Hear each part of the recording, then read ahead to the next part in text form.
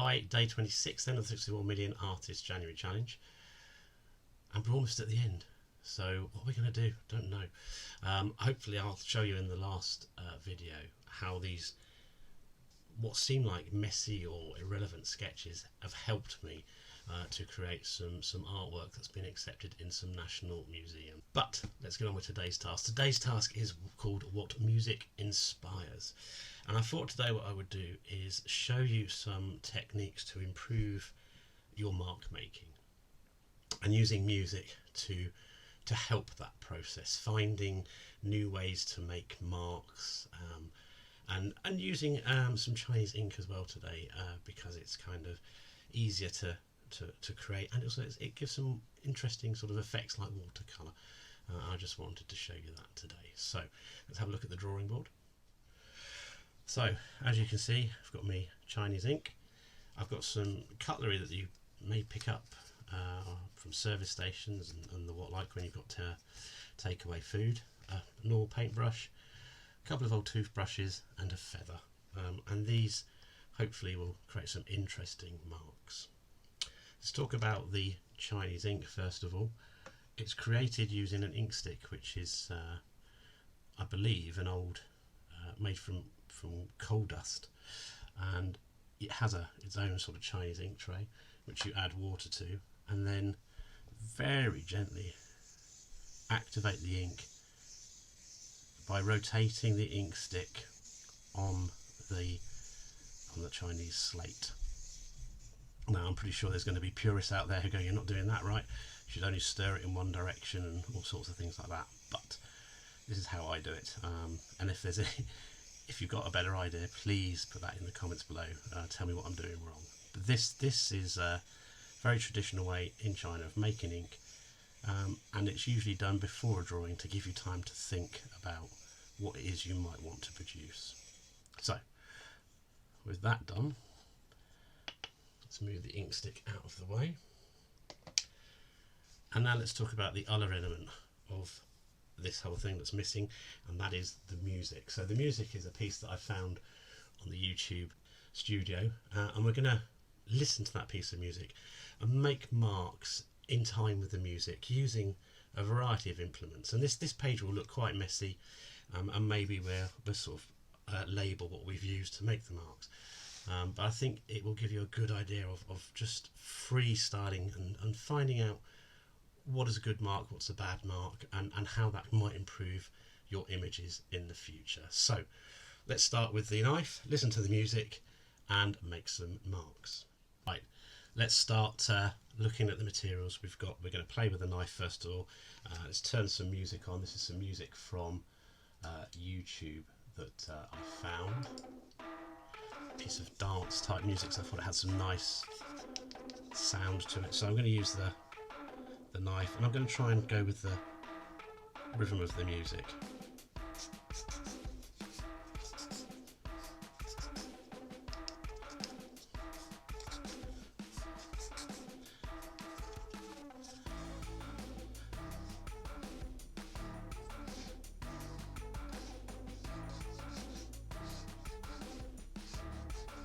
As you can see, it's making some interesting marks there. Just trying to figure out how best to use it. Maybe we use it on this edge. I mean, this is just going to give us some interesting marks, but there's lots of ink there which might be useful to know if we want to work. We use it like a palette knife, we can see what sort of marks that might make. Oh, that's quite nice. It's got some lovely edges come in there, maybe into the wet ink.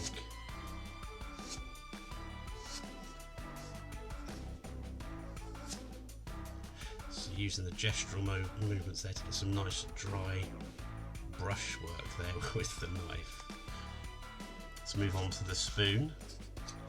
If I put some ink, put some ink into the spoon, and what I'm going to try and use is the edge of the spoon. So let's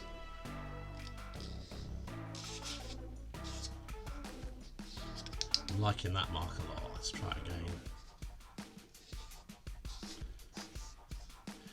That could be like a bird shape. That might be quite nice as a sort of abstract bird shape in a painting.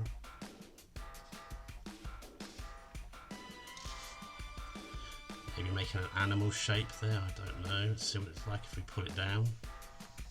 That's quite a nice shape. Imagine making a flower. You can make a lovely flower shape there.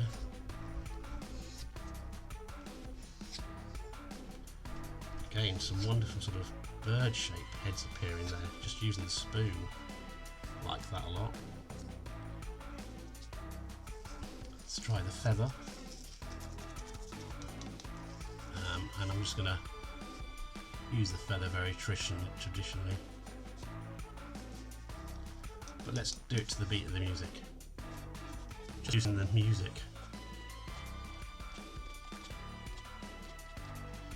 This is a technique you could use if you were drawing something. Just use the music to make your marks.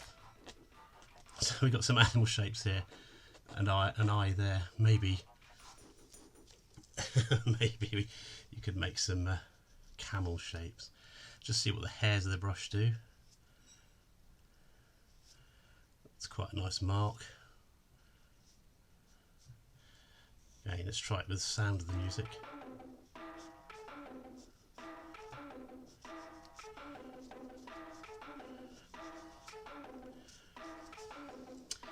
So there we go. We're not trying to make anything here, we're just exploring the mark making of the materials. Let's try the brush. Again, we're going to, rather than paint like we'd normally do, let's do it to the music.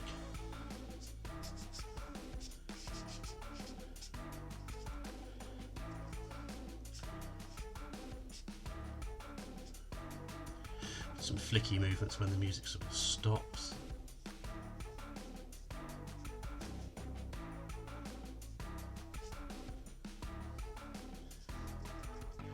Press down on the brush.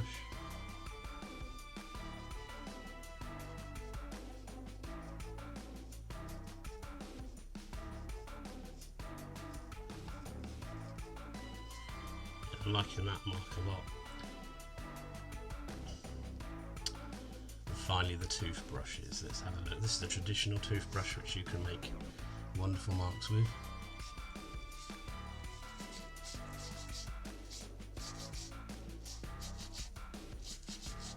And if you were sketching something, maybe you could do your line work in time with the music to give you some interesting marks rather than a continuous line. So the brush might be useful there. This is the brush I've not used before. It's got a vibrate function. That is a very interesting tool for that splatter there.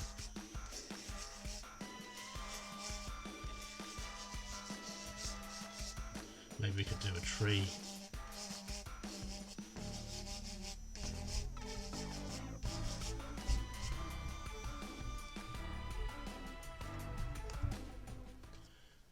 So looking at everything that we've done here, I think there's some really interesting marks that could be made using the knife, scraping it back through the ink and producing these long lines. That's quite a nice mark.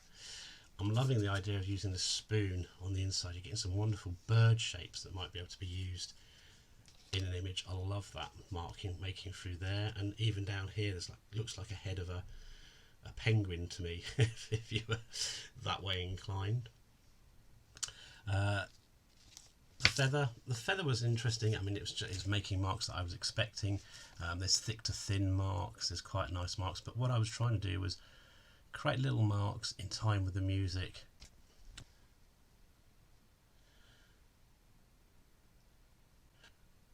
So the brush was making some wonderful marks.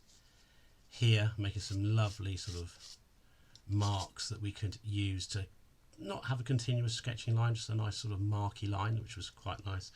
And then finally the toothbrush with the vibrate function. I love this splatter, and this sort of swishy mark here again can make a wonderful sort of tree shape. You can have lots of tree shapes in the background, nice big abstract marks. So today's exercise, we're not about producing anything, but about exploring materials, making marks, listening to music, making those marks in time to the music to give your work a bit more energy. So maybe there's some things we can use there, some perhaps we won't use, but it's always good to take a day to find a material that you've not used, or find a brush or a technique and just play with it and see if there's marks there that you can use. I'm certainly going to use the spoon in some of my work going forward, and maybe the splattering toothbrush. I think that was a rather nice handy tool. Anyway, I'll see you again tomorrow.